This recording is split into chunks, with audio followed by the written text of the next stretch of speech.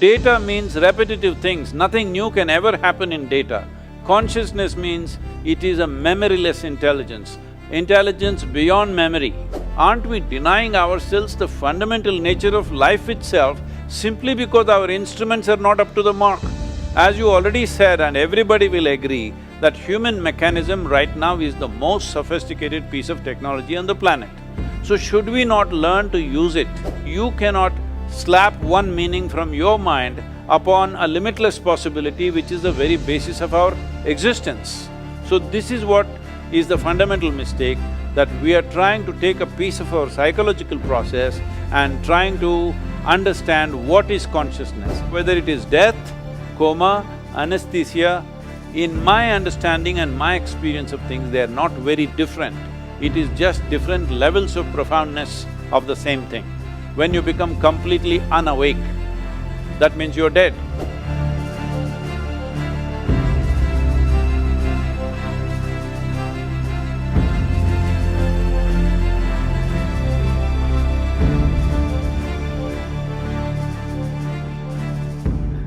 Good morning, vanakkam, namaskaram, namaste.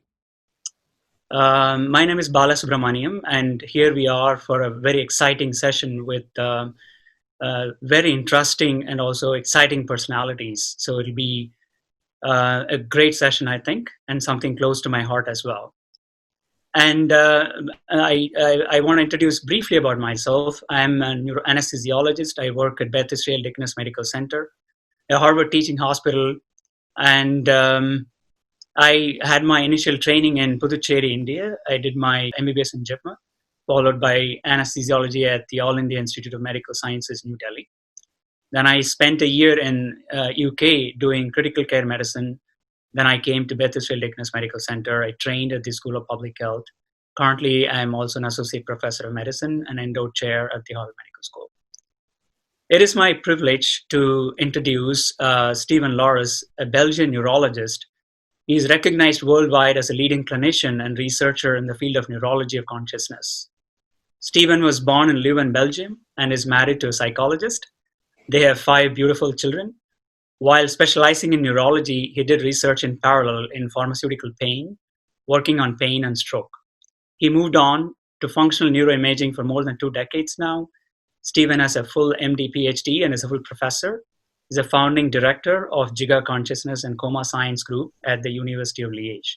He holds several international collaborative leadership positions, editorial and reviewing activities, multiple TV shows with CNN, ABC, BBC, radio shows, acted in a movie, TED speaker, and keynote and research lectures, including the ones, notably the Nobel Forum in Stockholm. His books include The Neurology of Consciousness, and notably is The Meditation is Good for Your Brain. And I think he has recently come out with something called No Nonsense Meditation book. It's a bestseller in Netherlands and Belgium. I find him as a very impressive personality who is in his quest for consciousness scientifically, and he also is a meditator. So it is my pleasure to introduce him. Stephen? Thank you so much, Bala, for this wonderful introduction. Too flattering. All right, Stephen, you want to say why you wanted the title to be Mind and Brain? Because that's what drives me. I think as a teenager, like many, I think asking these questions about what am I doing here in this universe, these big questions. And I'm so happy that I made my job out of that terribly difficult question about what is consciousness.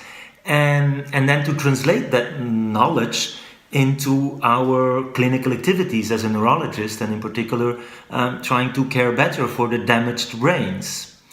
But actually, the more I learn about the brain and the mind, I think the more I'm just fascinating, and I look at it with marvel. And it's incredible how much actually we ignore about the mind and the brain. Right. So, Guru, are these one and the same? Mind and brain? Well, in the yogic sciences, we do not accord the kind of significance that modern physiology accords to the brain. We see brain just as body. It is just body, it is one more aspect of the body. But mind, or what we are referring to as mind, the English word mind is not specific, it's kind of too general. Normally, we identify four parts to what we now talking about as mind. The moment you use the English language, you kind of speaking, when it comes to anything internal, we are talking in more generalities, not specific. So if you want specifics, well, we identify something called as buddhi, which is the intellect, which I feel largely in modern societies, they are considering intellect as mind. Essentially, I'm not saying this with any prejudice because I'm talking in terms of where these things have evolved. The European culture has recognized intellect as mind. In the yogic sciences, we see intellect only as an instrument of survival, which functions on the basis of the limited data that we have gathered through our sensory perceptions. Intellect is quite a useless thing if you do not have data. If there is no data, intellect cannot function. So intellect is very much like why today your phone has an intellect of its own. Yes, it has data and it can use it. If it doesn't yet have, I don't know what… you're shaking your head, Stephen, I think you're using a bad phone.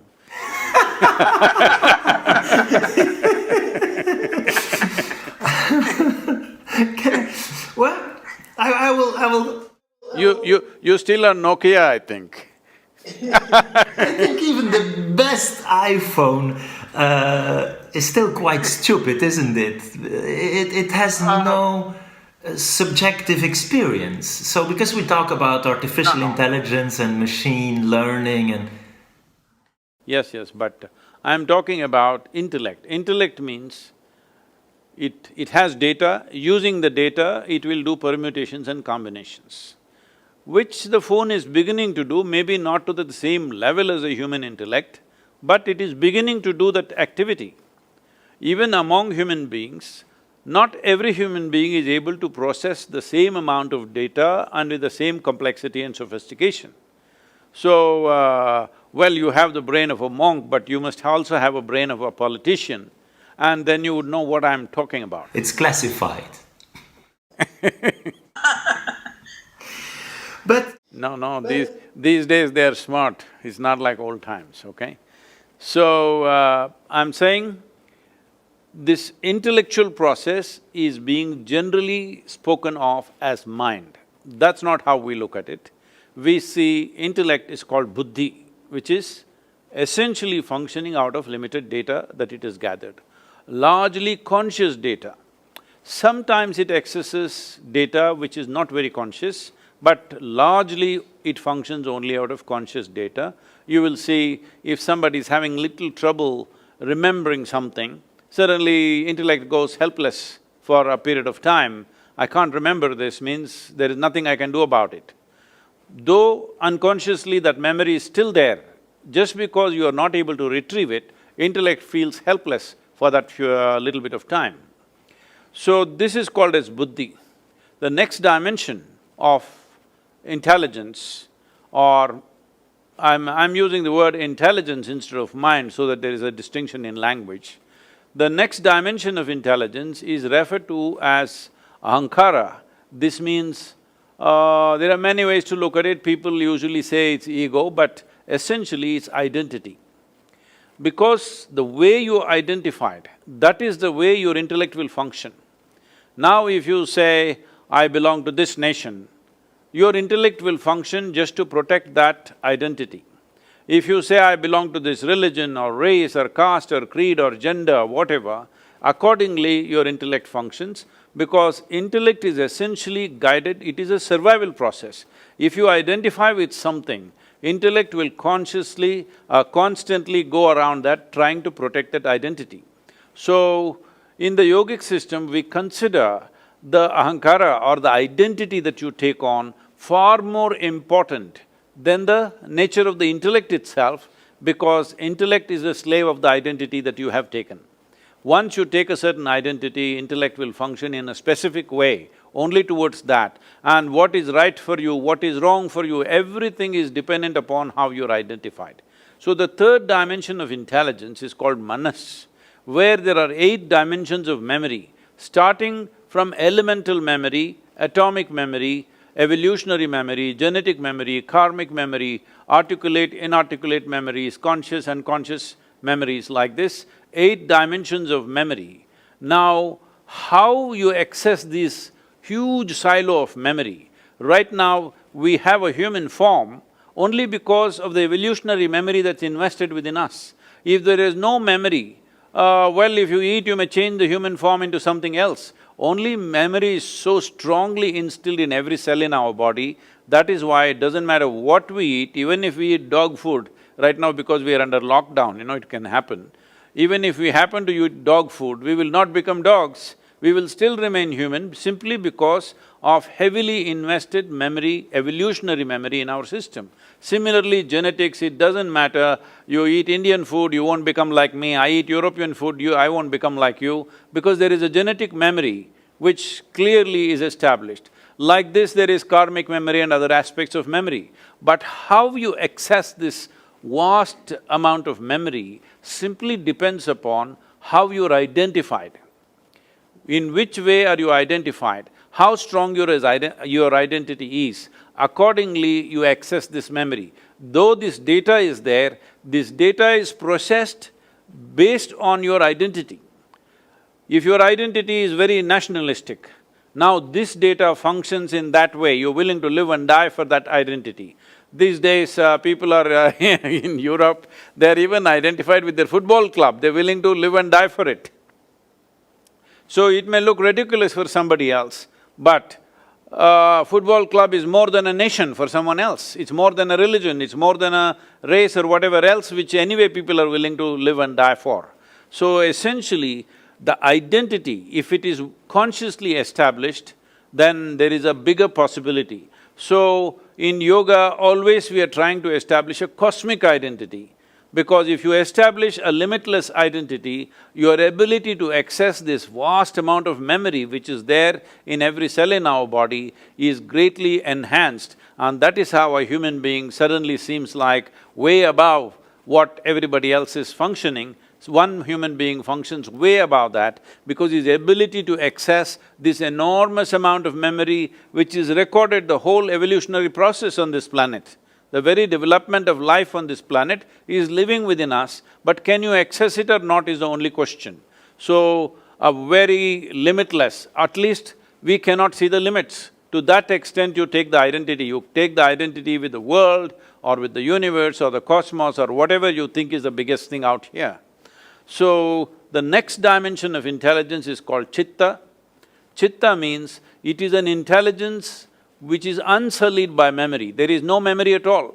This is just pure intelligence, this is the basis of creation, that today if we eat a fruit, this becomes a human being within us in a few hours, simply because the fundamental intelligence of the creation itself is functioning within us and it is free of all memory, there is no memory in it. No memory means it is limitless. Memory is a boundary that we have set. Now, this is in my memory means this is my boundary, that is not in my memory means that is not in my boundary. So a dimension of intelligence which is free of memory means it is a limitless possibility. So in the yogic sciences, the mischievous expression of this is, if you access your chitta or this dimension of intelligence which is free of memory, this we say, God will become your slave. Thank you, Sadhguru. You any follow-up? Yeah, thank you for that. You refer to the yogic sciences. And so how, because in science we always want to verify and actually find ways to prove us wrong. So, I'm this hard-nosed scientist and trying to confront everything I think to understand. Hard nose is not a good thing during the COVID time, huh? It's not a good thing to have a hard nose. But so this, way of looking at nature and to make objective observations and then to verify and so to come up with theories of the mind that have explanatory value, that have predictive value. So I'm a bit surprised you call it in that way sciences, in as I maybe understand it's something you have experienced, which is for me as a scientist the next big challenge, to somehow reconnect with a form of spirituality. So how could we know that what you explained is correct, or could it be wrong, or could we find ways to test this? We can. See, right now, is it true that human beings, the moment they get identified with something, it is everything to them? Is that so? Yes, Whether it's nation, religion, race… I follow you for the identity ego part. They just took on an identity. No, not ego, it's just identity. I'm an Indian means I'm willing to live and die for this country, that's how it is. And that's what is expected also if you're part of a nation. So identity determines how a person thinks, feels, everything. Just a piece of cloth just flies like this, people shed tears. It's a flag, a national flag does this, people stand there, grown-up men shed tears. What is there in the cloth? There is nothing, it's just the identity that you have taken on which makes you feel like this. So entire human experience is determined by an identity that one takes. When one sleeps, there is no identity. When dreams, there is identity, but in sleep there is no identity, in death there is no identity. Well, you can always talk about your anesthesia and there is no identity. I'm not the person to talk about that. But I'm saying in conscious experience of life, one's identity is determining everything. Well, does it show up in your blood, does it show up in your chemical analysis? I don't know, that's for you guys to say. But it is a fact that people's way of thinking, feeling, working and how they live is determined by their identity. So is it scientific enough, I'm asking? When the whole world is demonstrating it. So the next thing is memory, the manas. Now, we were talking about many things. Stephen, do you remember how your great-great-great 10 generations ago, how your great-grandfather looked like? Do you remember? And somehow, yes, I know, I have the nose on my face. Yeah, you've been listening, you're not remembering. Absolutely, and so we kind of understand that a little bit in terms of the genetics, and as you say, it all comes down somehow to the language we use, and then it can become very confusing. In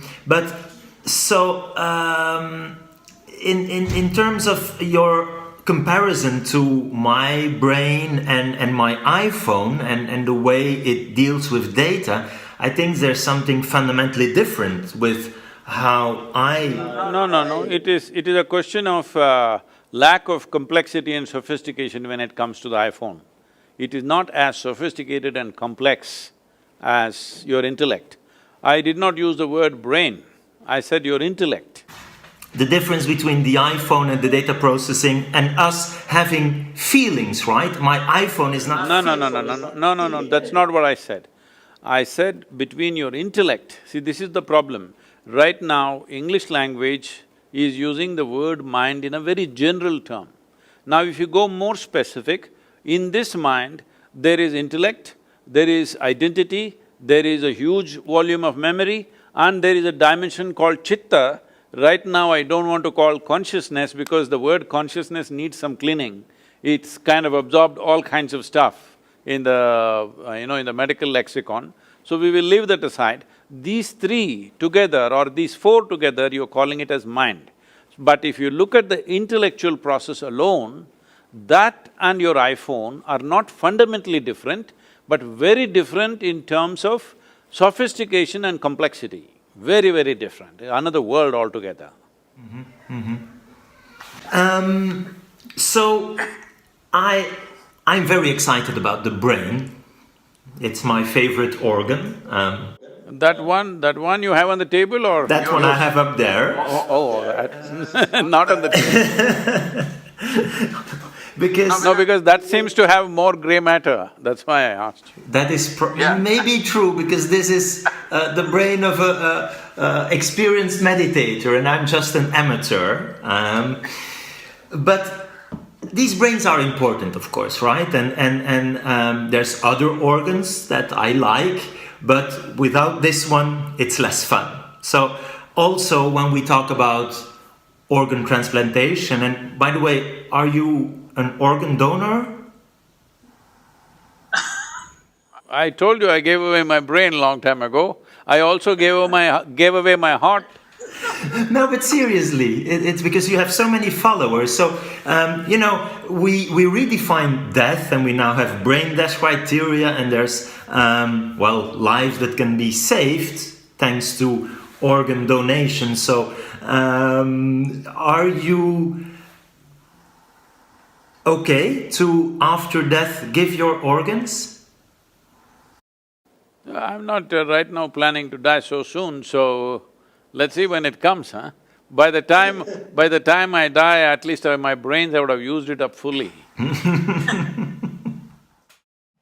Stephen, I thought I will… sorry, go ahead, Stephen. No.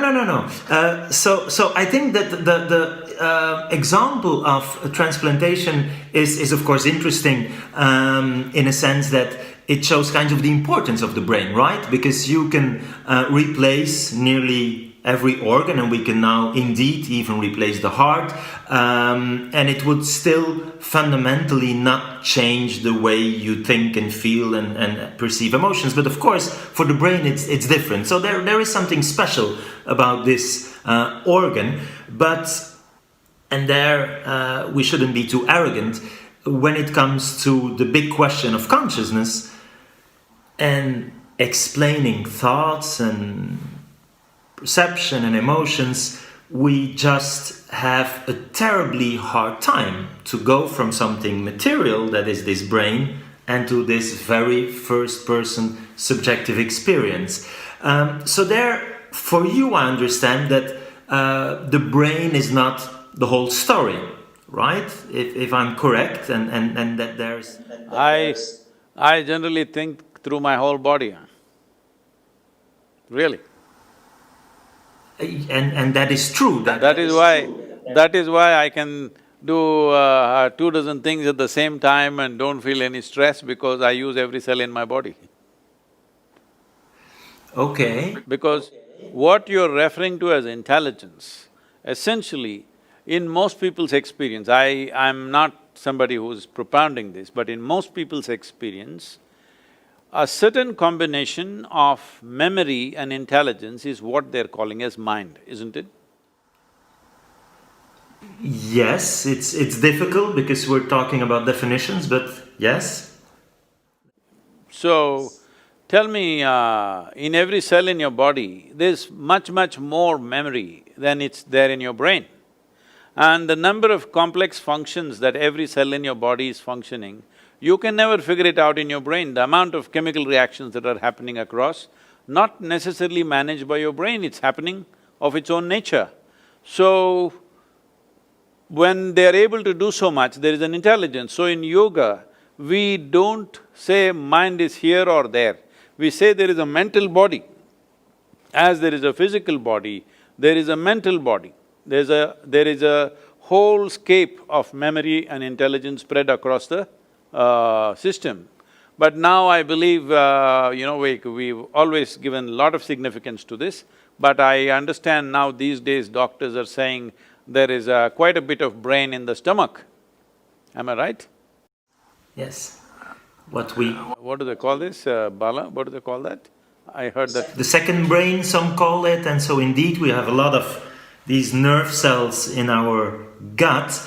Yet if I have to choose between losing those or those nerve cells, I think I rather have the brain.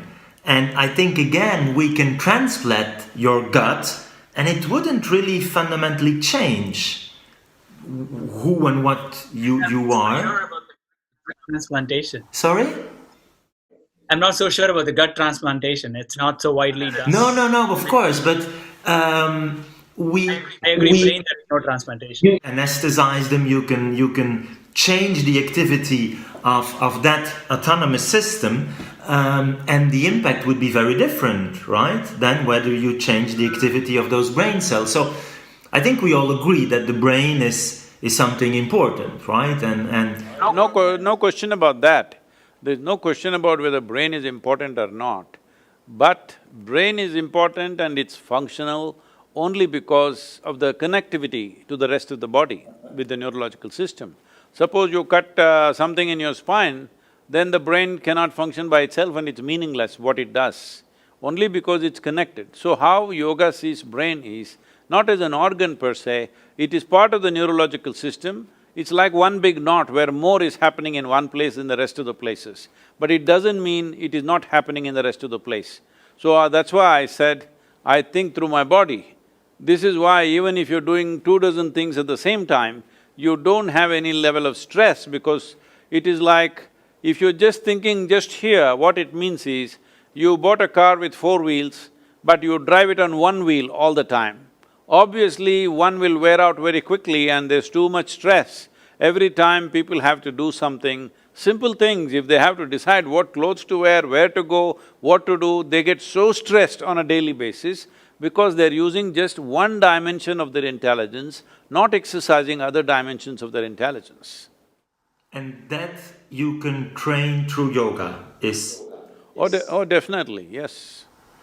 And I'm, as I said, struggling to understand consciousness, and again, we shouldn't be too arrogant. It's to me one of the big mysteries for science to solve, right? With this objective scientific method. Some would even say it's impossible, and we will never be able, with our limited mind, to understand the mind. But I'm naively optimistic. But it is true that, as you said repeatedly, maybe we should be more emphasizing the experience, right? And that is why I'm listening to these athletes of the mind and these traditions, being your tradition or Buddhism or… and I think we have, first of all, considered consciousness as a taboo. It was just impossible when I started in the 90s even to find money to study consciousness, and that is finally changing, but still.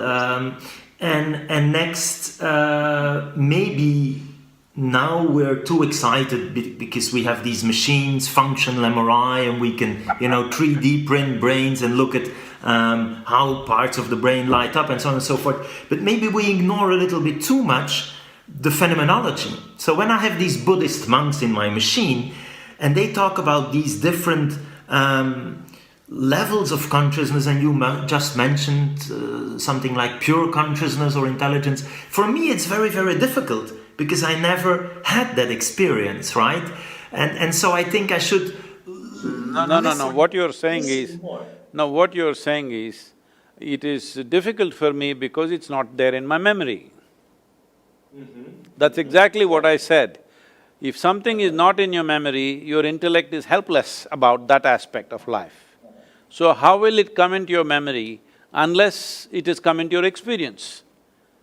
What is red, blue, yellow has come into your experience. That is why it's in your memory, otherwise it wouldn't be there in your memory.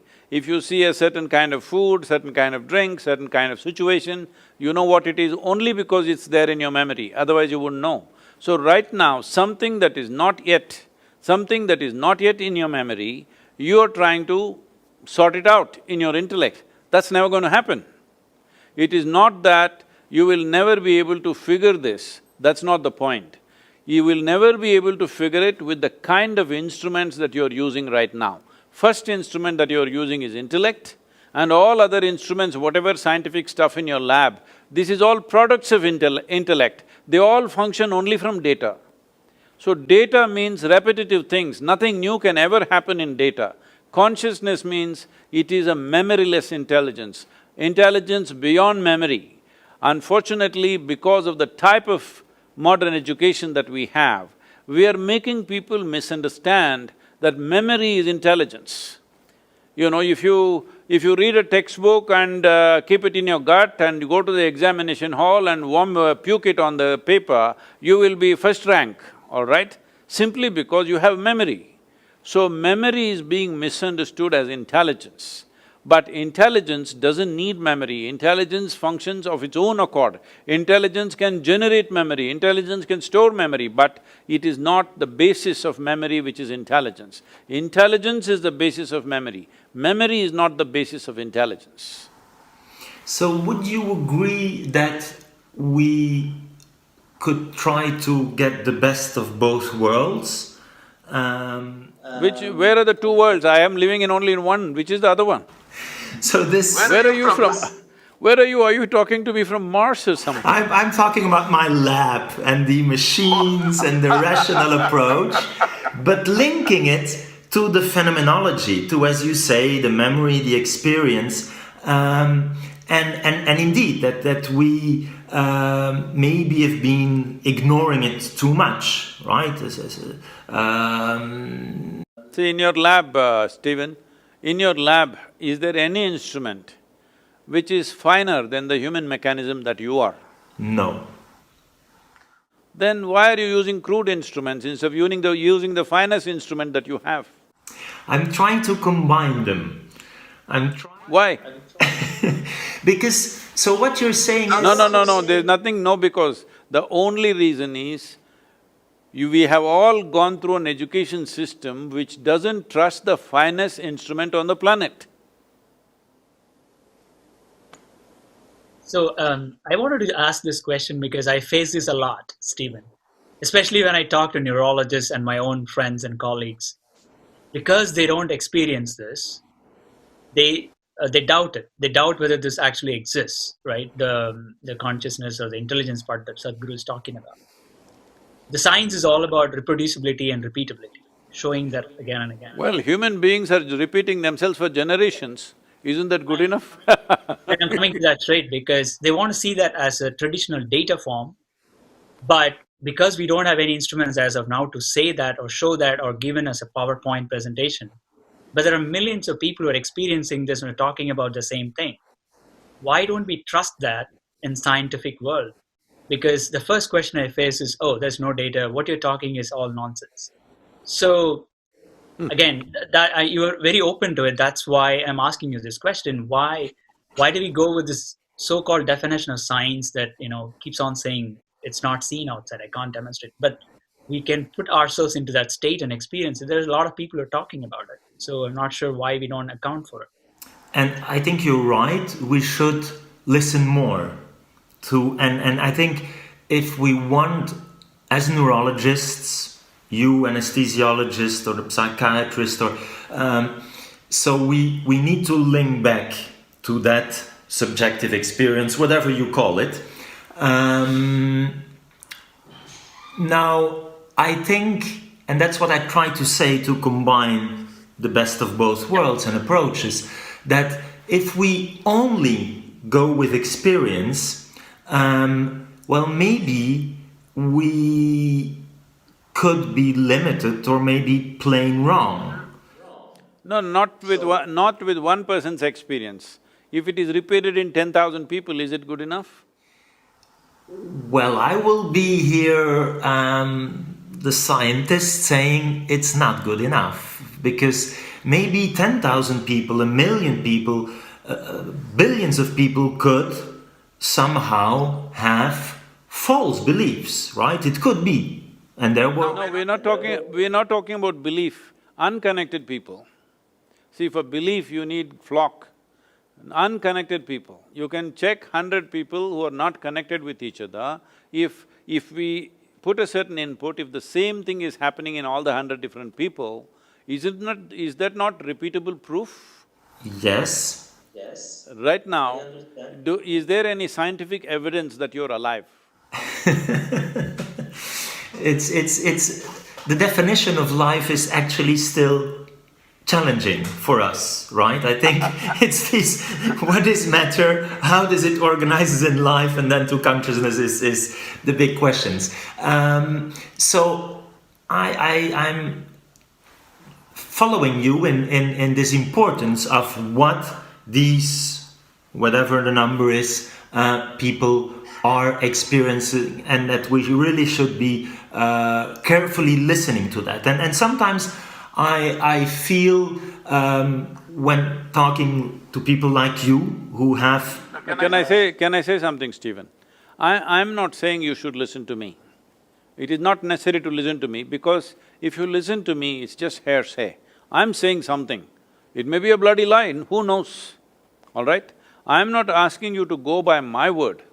I am just saying, if you do certain thing and those results happen to you, then that is true, isn't it?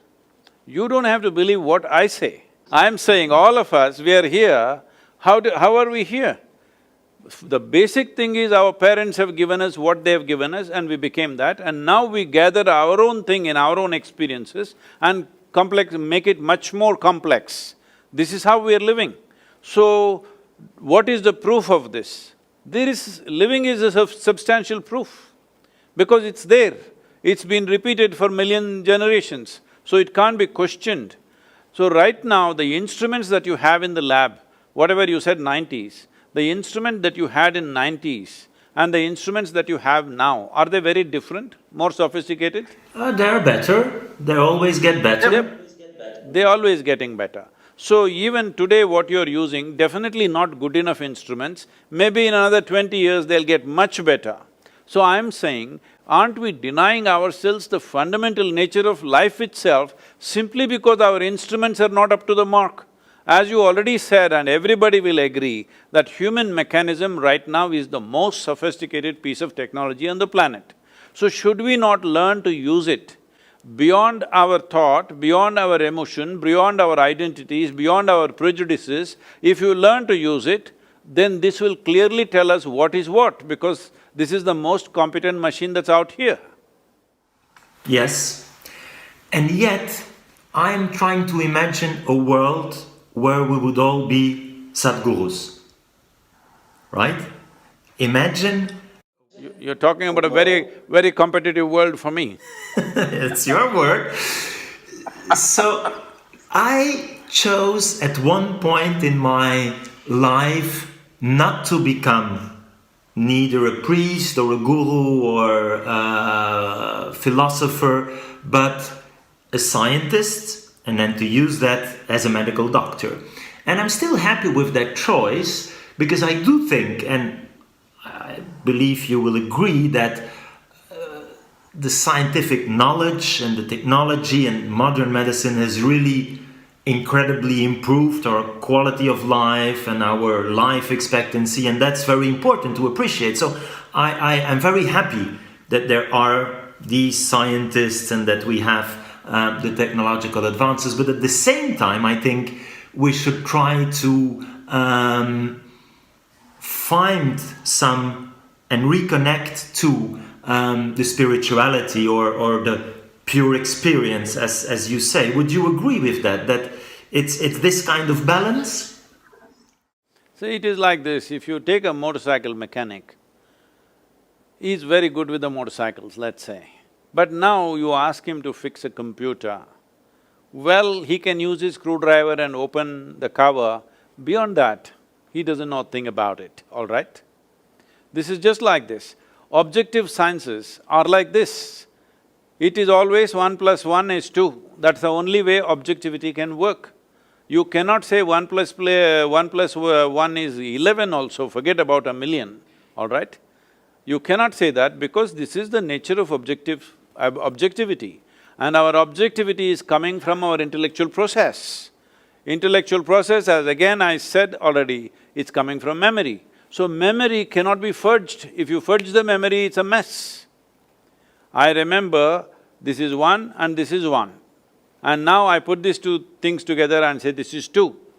Now this has a memory basis. If I fudge this, then my intellect becomes useless, all right? So intellect is handling one aspect of our life, which essentially we call it as self-preservation. For our self-preservation, our intellect is vital. Without it, we cannot function. Right now, all the things that you said, it has improved our life expectancy, it enhanced our life in so many ways. No, it has not enhanced the quality of our life at all.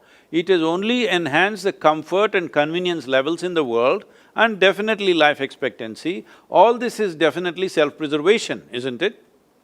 It's survival process. So when it comes to self-preservation, our intellect is vital. Without this one functioning, you cannot survive in this world. All the five senses are functioning, they are feeding the data into your intellect and from there you're using it. How efficiently you use it will determine how efficiently you survive. So your life expectancy enhanced means your efficiency of survival has increased, that's all it is. So you are more healthy than what people were in the past, I don't think so, but suppose we are, it simply means your survival process is little more efficient. So, leaving the survival process, now you're talking about consciousness. Consciousness means, see the English word consciousness is very loosely used. If you say somebody is in anesthesia, if they come back, you say, oh, he's come back to his consciousness. No, he's conscious because there are no alternate words, we use the same words. Language is a different aspect. Language is also a product of our intellect. So it can only talk in opposites. Without polarities, there is no language. Without polarities, your intellect cannot function. But when you talk about consciousness, you are not talking about two polarities. There is no A consciousness and B consciousness. There is no positive consciousness and negative consciousness, there's just one. So, what doesn't have a polarity cannot be dissected with your intellect.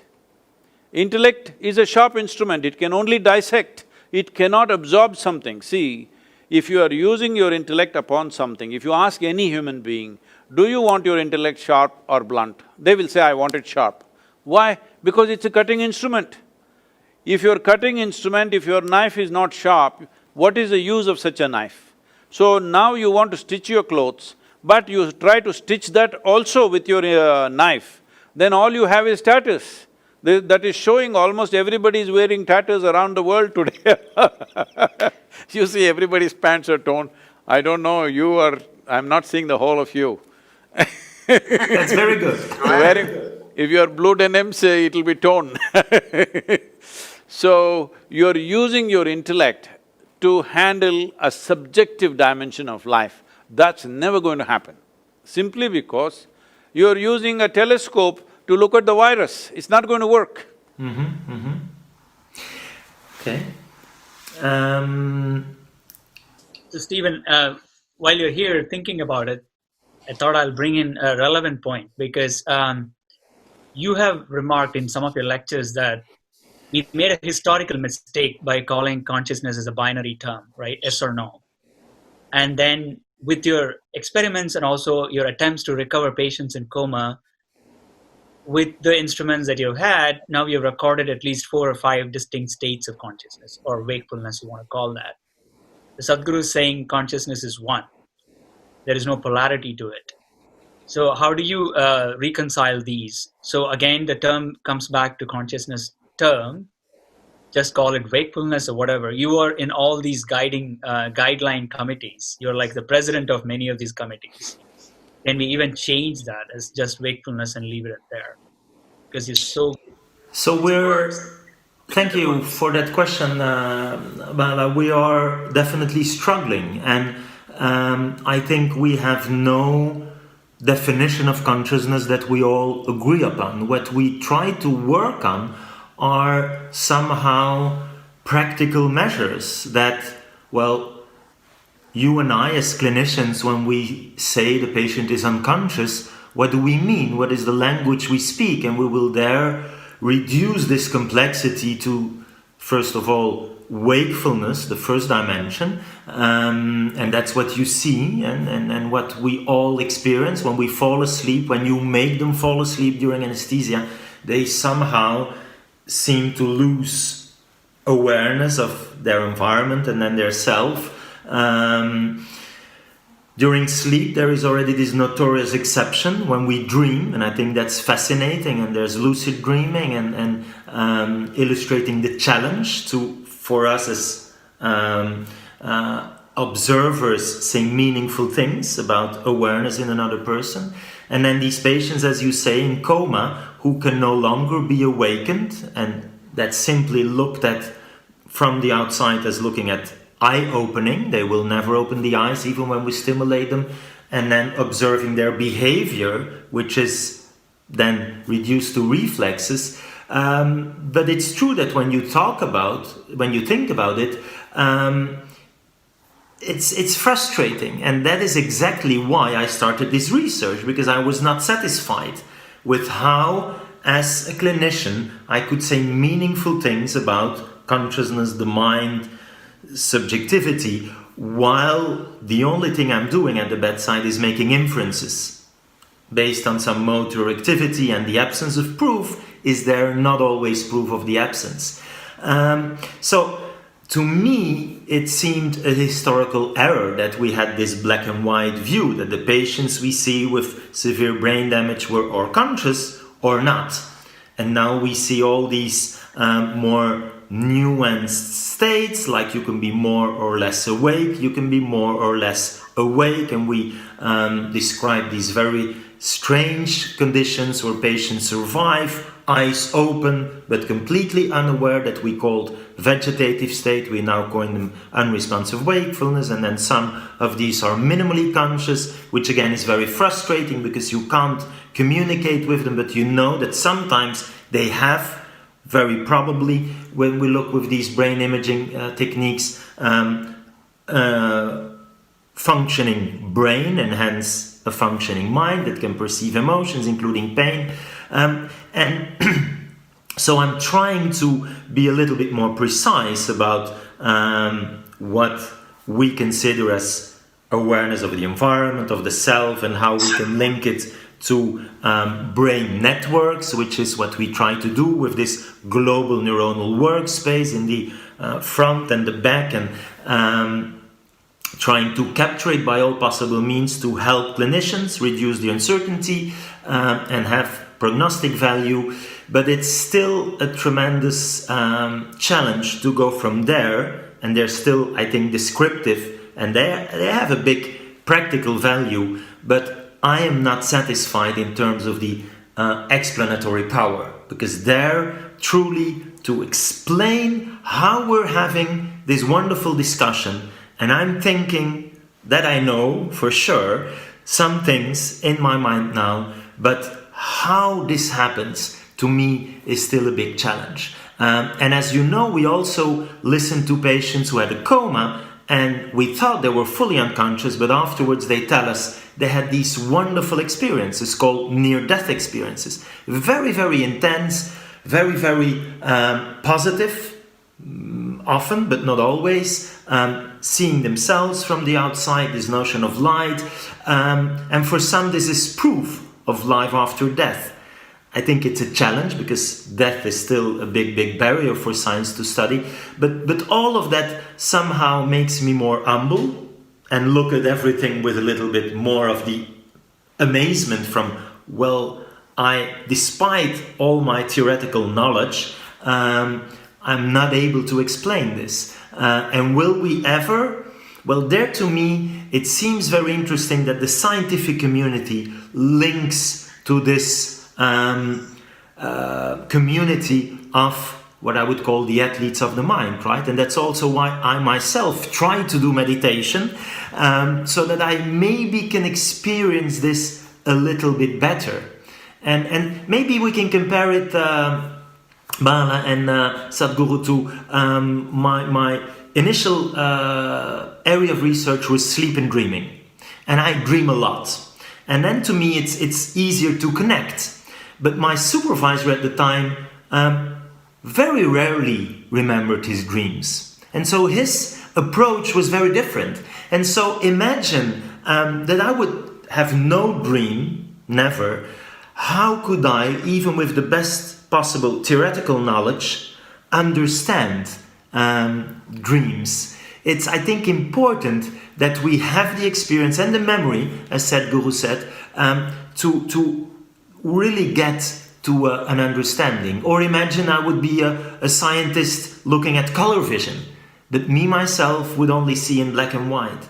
So even the most perfect understanding of color from a theoretical perspective in this colorblind scientist, wouldn't it be different the day I would truly see in color? So that's the kind of frustration I have when talking with big experts who have, I don't know how many 10,000s of hours of meditation, and I know you're a very expert meditation yourself, and I'm just this little athlete, right? Trying to understand what you mean when you're talking about all these different states and nuances. And so you're right, I see consciousness not even less black or white or on this gray scale, but rather all the colors of the rainbow. And it's so multidimensional that it's very difficult for us to collapse it, to reduce it, and to grasp the holiness of the experience.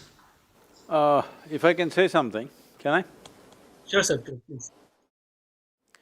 See, Stephen, as we sit here, this is my body, that is your body, distinctly established.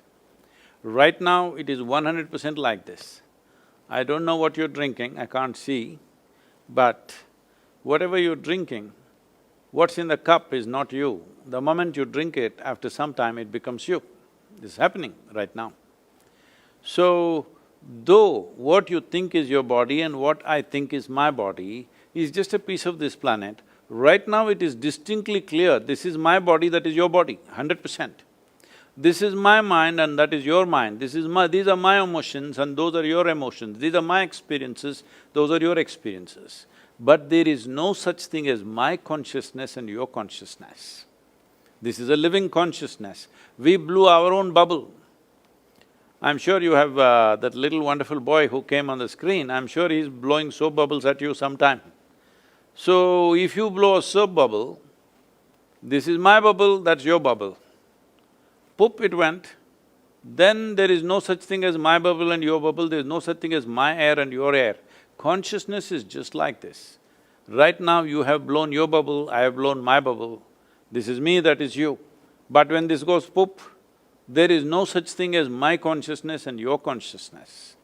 It is just that we are holding a certain amount of, if you want to call it as consciousness, I would prefer to call it as life, because the word consciousness, as you are speaking, I'm seeing that even last time when we spoke to all Bala's friends, what I see is wakefulness and consciousness, there is no clear distinction in medical terminology. See, everything that you do with your anesthesia has nothing to do with consciousness. It has something to do with body and various functions of the body. You're shutting down certain aspects of the bodily functions. One of them is transmission of pain, which is the main interest when somebody is going to surgery. You don't want to stop their heart, you don't want to stop their brain, you would like to see the transmission of pain stops. Whatever is being cut, whatever damage or fixing is happening, whatever parts of the body may be being removed, what is not vital may be being pulled out, all that is happening. Only transmission of pain is not happening. This has got nothing to do with losing consciousness and gaining consciousness, there's no such thing. So we're using the word wakefulness and consciousness in a little different way. And not only that, especially not just in medical terminology, generally in English language, there is no distinction between somebody is unconscious and he became conscious and consciousness as a larger possibility. So, my body, my intelligence, my mind, my memory, your memory, my experiences, your experience, all different. But there is no such thing as my consciousness and your consciousness. It is just that it is only the human creature on this planet who has the neurological capability and sophistication of mechanism that if they allow it, they can access this dimension of consciousness. No other creature is really capable of accessing it. This doesn't mean there is no consciousness in them. Without that, the life process wouldn't happen. There is consciousness even where there is no body, all right? Only thing is, you need a certain sophisticated instrument to access that, which is the human mechanism. This is why we consider being human is a great privilege, because you have access to dimensions beyond your physical boundaries. That is the fundamental significance of being human. So, let us not misunderstand the instrument and what we see. If you take a telescope and see, you saw another galaxy, but the galaxy is not produced by the telescope. The galaxy is there. The telescope only gave you an access. Similarly, your body, your brain, whatever, I don't want to identify different things, from your hair to your toes, everything is body as far as I'm concerned, including your brain. It is just another dimension of the body. So this body, if we keep it in a certain way, if we do not contaminate it with too many ideas, philosophies, identities, if you keep it in a certain level of openness, this will become an access point to what we are referring to as consciousness or the basis of the life that we are, in a way. So somebody can call it consciousness, somebody can call it a being, somebody says this is God. Well, we can use as much vocabulary as you want. Essentially, we are trying to put a meaning on something which cannot be defined, which has no meaning. Meaning is a consequence of human psychological process. Psychological process is a consequence of accumulated memory. So you cannot slap one meaning from your mind upon a limitless possibility which is the very basis of our existence. So this is what is the fundamental mistake, that we are trying to take a piece of our psychological process and trying to understand what is consciousness. Consciousness is not something that you can understand. Understand means there must be a meaning. There is no meaning to it, there is no meaning to the existence. It's just a tremendous phenomena, but you can experience it. You have the necessary instruments to experience it, not the instruments in your lab. You as a person, you have the necessary instrument to experience this. Will you allow it or not, is the only question. As I said in the beginning, it all depends on how you're identified. If your identifications are limited, you have lost the ability to experience it. If your identity is, not identified with anything, you kept yourself loose like that, then there is a possibility of experiencing it. A whole lot of people under drug-induced conditions, they are claiming they experience many things. I'm not questioning that at all, it's very much possible, because one thing that I have seen happening to people under the influence of alcohol or drug is, they've lost their sense of identity. What they think they are usually is not there in them, they've become little boundaryless. Because of that, they might have accessed a certain dimension, but will that make them competent to access it whenever they want? No, 100% not. In fact, they may lose their faculties because they forced it upon, chemically forced something to happen, so that may damage the instrument for good and you may not be able to experience anything beyond a certain point. Can I ask you two questions? Yes, sir. So you mentioned this instrument that permits us to access this, whatever we call it, consciousness, intelligence, but you say it's for humans. So what do you think about animals and how they perceive the world?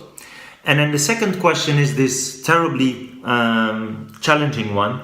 If you say that somehow, and you make the comparison with the bubble and that there is no such thing as your consciousness, my consciousness, it could be an illusion. So how do we somehow deal with, well, what was there before you were born and what will there be when you're dead? So these two are still burning questions about animals and the before and after this living. See, when it comes to animals, an animal is programmed in such a way that largely its life is fixed around its survival process. Let's say, for any creature for that matter, their stomach is full, their life is settled, they just sit there happily. But that's not the nature of the human being. Stomach is empty, only one problem, stomach is full, 100 problems. This is the nature of the human being. Because survival is not the end game for us. Only when survival is taken care of, what is human kicks in. Till then, we are also just one more creature.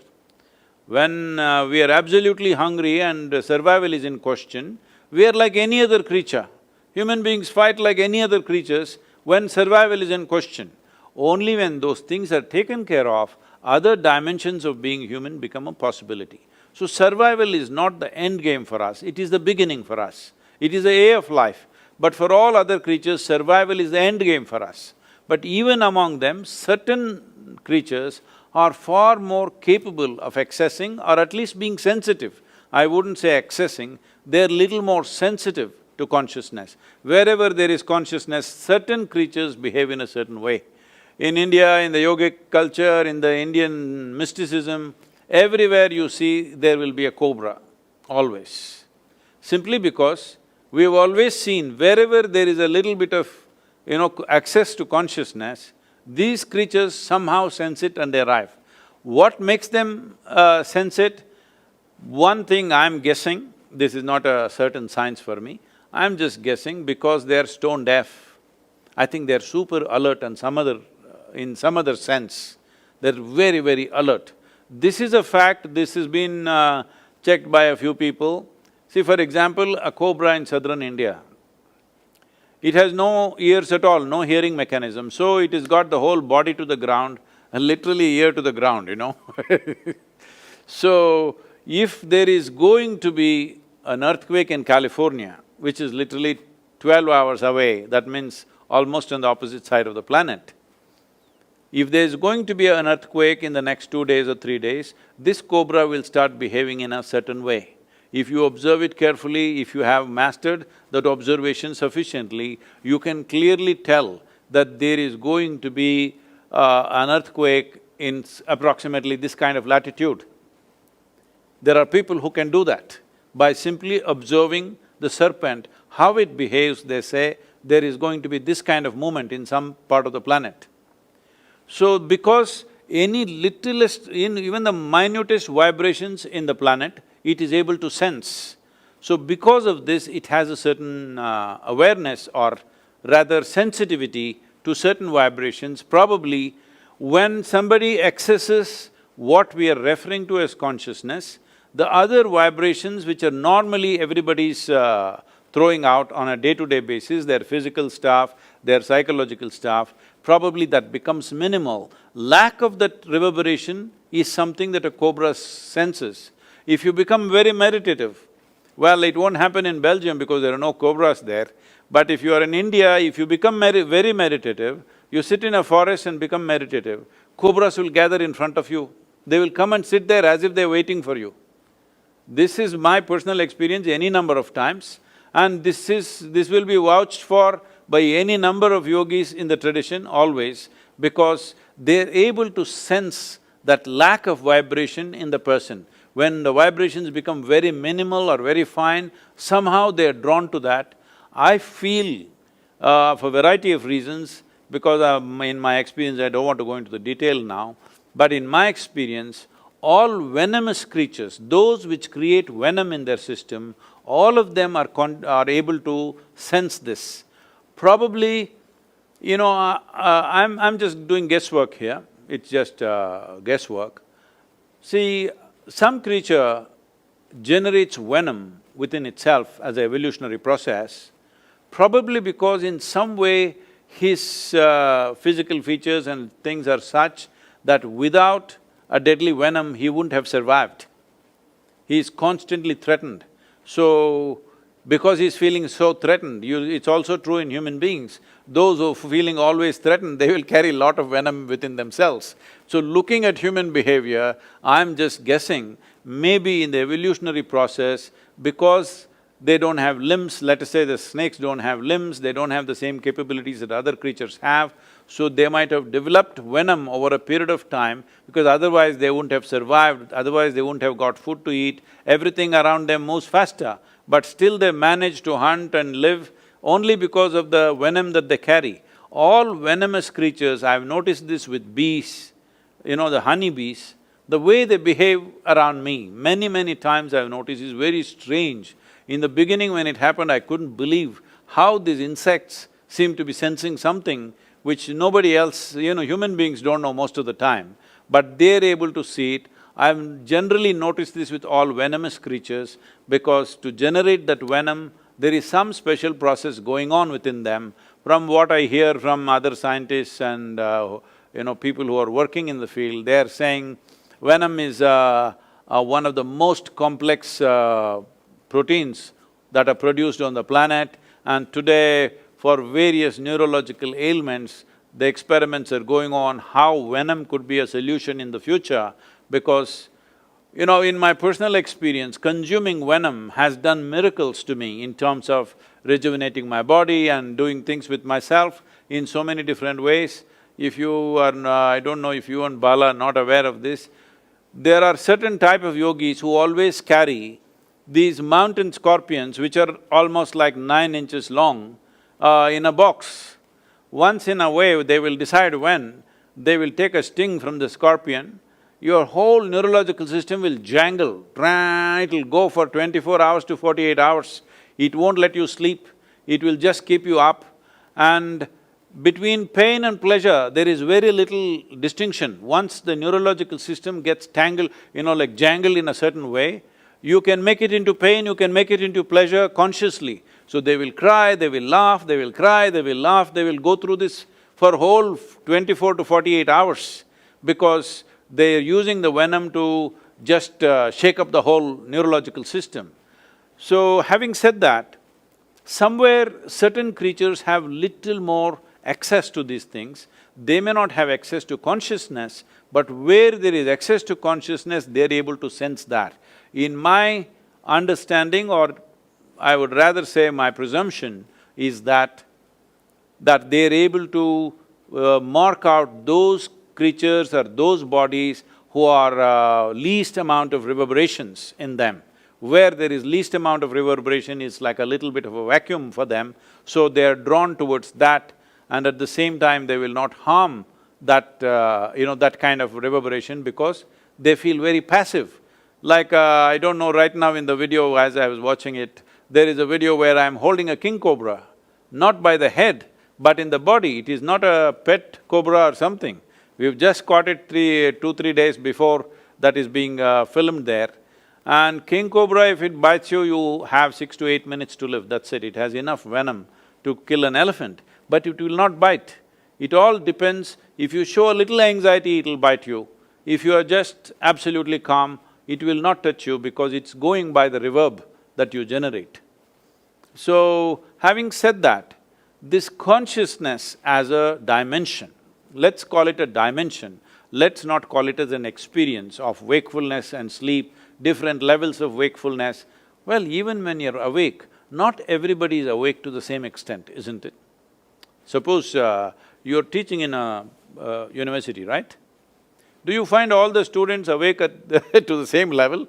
When I teach, yes, hyper-vigilant. He actually uses that analogy in his lectures. What? He goes to a lecture and he uses that analogy where he picks his participants in a lecture and he analyzes and tells them, you're not this much awake and you're this much awake and alert to then his own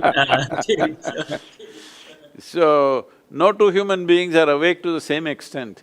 So this whole dimension, if we change the terminology a little bit, probably it will fall into a little better place of understanding, maybe not entirely, but little better. That is, right now when we talk about anesthesia or even coma for that matter, they may be very similar, I don't know medically how you differentiate between the two. Essentially, bodily functions have dropped step by step. In one person, a certain number of functions might have dropped, in another person it might have dropped further. And I would take it further, even what you call as death is just further drop in the bodily functions. So whether it is death, coma, anesthesia, in my understanding and my experience of things, they are not very different. It is just different levels of profoundness of the same thing. When you become completely unawake, that means you're dead. You're little bit awake means you're in coma. You're little more awake means you're under the influence of anesthesia. Little more awake means you just had a drink. In your experience, but you have not yet died. Let's not go into that now. We'll go into it some other day because are you in Brussels? Yes, close to Brussels. Okay, so unless you serve me French fries, I'm not going to talk all those things to you right now. I will offer you French fries and Belgian chocolate. Well, about when you said before being born and after the death process has happened, see, death is a social thing. It is not existentially right to say death, because a certain life, like we were talking about bubbles as an analogy, let's continue that bubble. So right now you've blown that big bubble. This bubble has a material, the soap. Depending upon the soap quality, the tenacity of the bubble and how long it lasts is determined by the type of soap and the quality of soap and whatever. So this soap or this structure for this is what we are traditionally referring to as karma. What karma means is accumulated memory which is giving us a shape and a form. So as long as this karmic memory is there, it will contain this life inside. So right now, let's say you were born as this big bubble, but this time around you really made some efforts and made this into this big bubble, possible. So suppose now, let me not take you as an example, let's say I die, okay? It's easy for me to die So if I die right now, well, I leave the body here because the body is just what we have collected from this planet, it has to go back.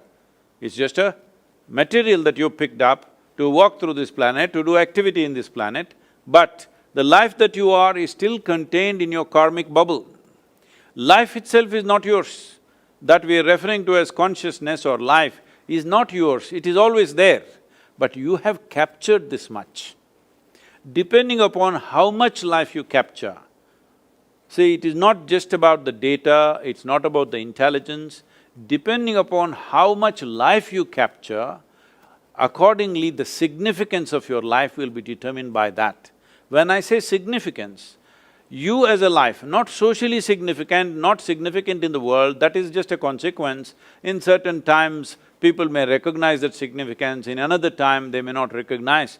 If you came here 1,000 years ago and you say, I'm a neurologist, they'll just dismiss you, can you wield a sword or not? That's all they would ask you in Brussels, all right? If you cannot, you're out.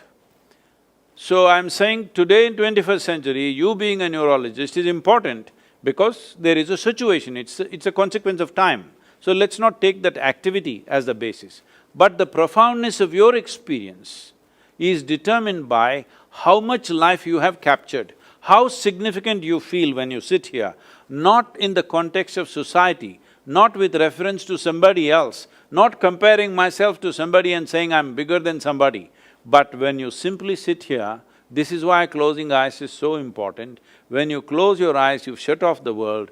When you sit here, what is the significance of your existence? This is determined by how much life you capture. So the entire yogic system or one important dimension of yogic system is to see how I capture more life into this one, so that if I sit here, this is a very significant life. Whether others will understand this significance, whether this significance will find expression in the world or not, these are subject to variety of outside realities. But in your experience, you are phenomenally significant because you captured such an immense possibility of life. So once this happens, now it is held together by this karmic bubble, or let us say it's a kind of a software. Most of the software may be gathered unconsciously, but it is a certain kind of software which holds this together. Even if we die, the body gets left here, discerning mind goes with the body, rest of the information, and this is already there. But now because there is no discerning mind, this bubble cannot go where it wants to go. Now, it will just go by its tendencies. It's very beautifully described. In the yogic culture, we call these tendencies as vasanas. The word vasana literally means smell. So it depends what kind of smell it has. Accordingly, it gets drawn to certain things, accordingly it will draw certain things towards itself, depending upon how vibrant this karma is, accordingly it stays in a limbo for that kind of period. If it is already become very feeble, it will try to find another form, physical form. If it is not become feeble, it exists by itself for a certain period of time. When I say period of time, when we are in the body, see right now, for you to know how long we've been sitting here, you don't have to look at your watch. You just ask your lower back, it will tell you how long you've been sitting here. Or you ask your urinary bladder, it'll tell you how long you've been sitting here. So body is keeping time. Time is a concern for us only because we have a physical body. If we did not have a physical body, we can sit here for 10,000 years, there's no problem. So once you don't have a physical body, the time-space experience is not the same, but still the experience of being pleasant or unpleasant is still there. There's a whole dimension to this. I think Bala, you must send Stephen the death book. I just published a book on death, it's been an 8-year work and it's just come out, and I'll ask Bala to send it to you, or we can send it from UK probably. Thank you. Stephen, so couple of questions to Sadhguru, right? So what determines… I hope I have not said something very unscientific that keeps you… Oh, yes you did, oh, yes you did. That was the idea. That's why I'm here. That was the idea. What determines how much life you capture, Sadhguru? One thing is, you must have enough software, that means you must have enough karma. So most of the time, people are trying to avoid karma. When I say avoid karma, people are trying to minimize their imprints in life in so many ways as to what they take in. Suppose, let's say I don't like you, Bala, that's not a fact, I'm just telling you as an example. Suppose I really don't like you, I just can't stand you. So what will I do? I will avoid you. This means what? I'm trying to avoid some nasty impressions that may come upon me if I meet you. Now you're avoiding karmic material. So this is why in yoga we say, somebody comes and says, I don't like this person, then I put those two people in the same department, so that every day they build some karma and learn to transcend that. This is not a social process. There is an internal process to this, that you're taking in imprints, but not reacting to it. Because your experience becomes beautiful or nasty depending upon how you react to it. So first and most fundamental training that you need to go through is, you learn to respond, not react. Reaction is instinctive. Reaction is based on past memory and conclusions that we have made. Response is happening out of your conscious response right now. So you learn to respond, not react. Once you learn to respond and not react, you will take a tremendous amount of material because you have no hesitation about anything for that matter. Once you have so much karmic substance, now you can blow a big bubble. You need good soap to make a big bubble, not air. There's no dearth for air, there's a whole bubble of atmosphere out here. But what you need is a certain tenacious soap which will blow a big bubble for you. Otherwise, if you have no, I don't want to name any brand, some brand came to my mind. If you have a bad soap, only this big bubble will come. If you try to make this, it'll go put. So if you want to blow a big bubble, what is needed is not air, because air is anyway there. At least in the context of who we are, it is a limitless amount of air. It is not really limitless, but still it is limitless from the context of our lungs at least, it's quite limitless. So there is limitless amount of air, there is limitless amount of life and consciousness in the universe, but the question is, do you have the necessary quality soap to blow it big and hold it? So, you don't avoid anything when when something outside of you does not determine the nature of your experience, that is when you're willing to take on everything.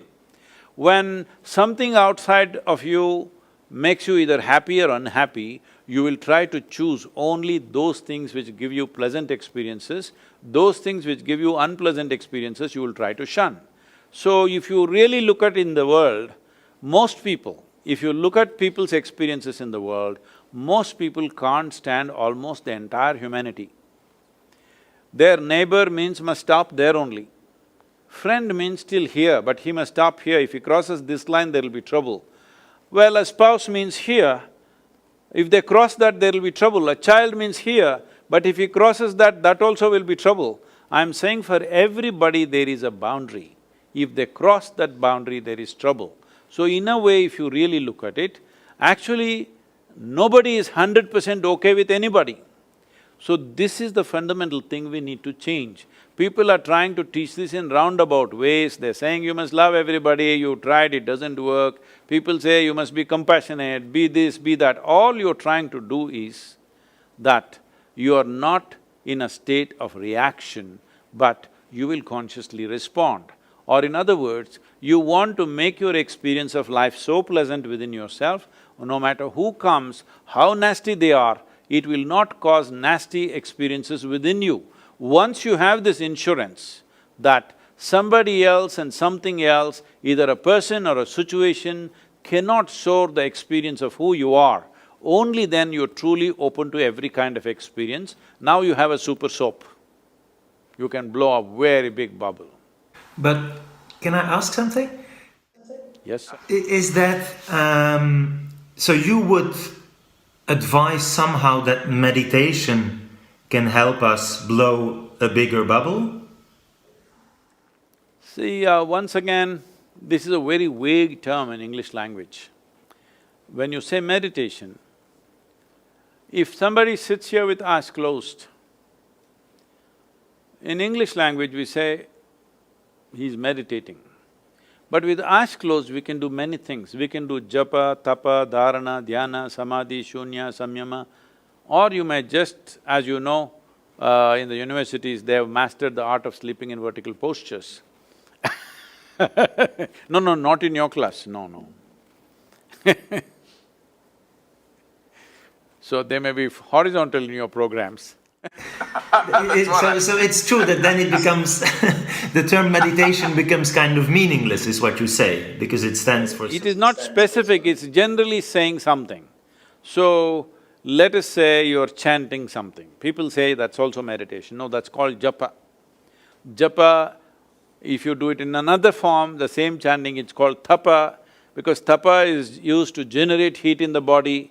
What you were talking about Tibetan monks, most of them are doing tapa because they're using it in a certain way to generate heat in the system, because if you generate a certain kind of prana or life energy in a certain form which is called as samat prana, if you generate that, body generates enormous amount of heat. And this heat is not just as temperature, it's called ushna. It activates a certain level of perception, it makes you very healthy, it will allow you to live with very minimal amount of food and water. All these capabilities will come because your samat prana or samana prana is high. That is what generally they are trying to do, they are trying to do tapa. So that is… you want to call that meditation? No, it is tapa. If you do the same thing with a different tilt to it, it becomes japa. If you do dharana, that means you're focused on something, you're concentrating on something, that's called dharana. So if there is you and there is something else, an object, and you're very well focused and you and the object are connected, that means it is dharana. So you were so focused, one of you disappeared, either you disappeared or the object of focus disappeared. It is either just the object or just you, it is merged into one in your experience. Then we call this dhyana. Suppose both disappeared, the observer and that which is observed both disappeared and there's an explosion of energy, this we called as dhyana. Samadhi is called something else and… that is called samadhi. And further samyama, there are various other aspects like this, so I don't want to go into all that stuff. But fundamentally, The word meditation is not saying anything particular. So if we have to put a definition to that, what I would say is, meditation is a certain quality, it is not an act. It is not an act that you perform. It's like fragrance of a flower. The fragrance is a consequence, but because today the world humanity has become so goal-oriented, they want the consequence. They're always aiming towards the consequence. No, you cannot create the consequence. If you do the process properly, consequence happens. Right now, we have eaten well, we are breathing and everything is fine, so life is happening. In a way, our experience of life is a consequence. We are alive because of a consequence of various processes that we are doing right. If you do any of those things wrong, the consequence of experience of life will not be there. So similarly, meditation is a consequence, it is a quality, it cannot be done, but it can be made to happen. If you cultivate your body, if you cultivate your thought process, if you cultivate your emotion and your energies to a certain level of maturity, you become meditative. It is not like in the morning, evening you do meditate, not like that. You become meditative as a quality, you carry it with you. So, if we want to further technically define this, essentially I would say, because I'm assuming meditation means dhyana, it is an assumption, because somewhere you have to fix it, otherwise it is all over the place. If you call it as dhyana, that means if you sit here, in your experience clearly, the body is here, your mind is here, what is you is somewhere else. These three clear, distinct identities. That means there is a distinct separation or space between what is you and what you have gathered in your life. Once this space is there, this is the end of suffering. Because there are only two kinds of suffering in human life, physical suffering and mental suffering. Once there is a distance between you and the body, between you and the mind, this is the end of suffering. Once there is no fear of suffering, that is when you will naturally access what we are referring to as consciousness or chitta, because now you have no fear of suffering. Once there is no fear of suffering, you are willing to climb any peak. It's only the fear of suffering which curtails a human being. Once this possibility of suffering is taken away from you, you would also like to go and see how hell looks, what hell looks like, because anyway you cannot suffer. Actually, Gautama said this. When people were all talking about going to heaven, attaining to this, he said, you say in heaven everything is wonderful, what will I do there? In hell everybody is suffering, let me go there and see what I can do, because anyway I cannot suffer. So once there is no fear of suffering, you walk full stride in your life. Otherwise, no matter how adventurous people think they are only half a step all the time, because the fear of suffering is always lurking in their minds. And Sadhguru, do you think that the patients I see in my consultation who are suffering, they have migraine, headaches, anxiety, depression, that they could benefit from meditation, and as now is very popular in Western countries, this mindfulness techniques? They're already suffering because their minds are too full. They need to come to some sense of abandon, you know. So, each person may be in different level of development, it's not like a general prescription I can make, but becoming meditative, will it help? Absolutely. But can you make them meditative in a clinic? I doubt that, because you can't suddenly make them meditative. Some people may be ready for it and it may happen. But can you make everybody meditative? A doctor can make somebody meditative with just a few instructions? No, because it will need a certain amount of induction.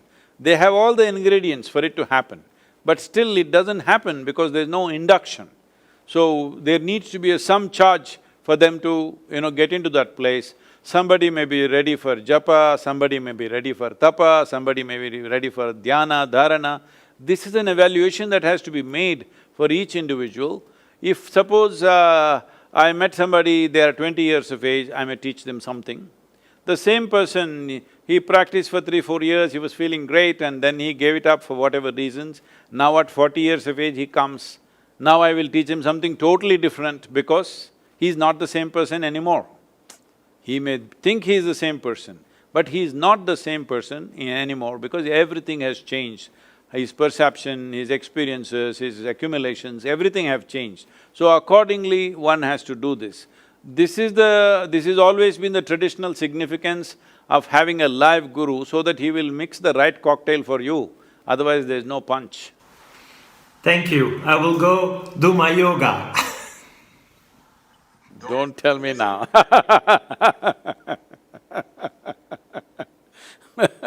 There's been a very fascinating discussion. I can go on and on. I have so many burning questions, but I think it's been more than an hour and a half. So I'd like to wrap up. At least one thing I'd like to see you, Stephen, do is at least bring into discussion about using the term wakefulness as a way of different levels of wakefulness in your practice and in neurology world, and then leave consciousness out completely. And that way, probably you can explain so many things in your lab and what you're finding and how you have been successful in restoring some of the comatose patients back to their normal lives. So thank you so much for doing your work and also being open to explore this aspect with Sadhguru and us. It's just, there's so much more. He's an ocean by himself. As your lab machines improve, one day you may be able to raise the dead, huh? Because it's just another level of wakefulness and sleep. Like my favorite philosopher says, James Bond, never say never. I didn't think you're English, huh? Married to a Canadian psychologist. After the Brexit, you must change your philosopher, okay? Thank you so much. Stephen. Thank you so much. Bala, thank you very much.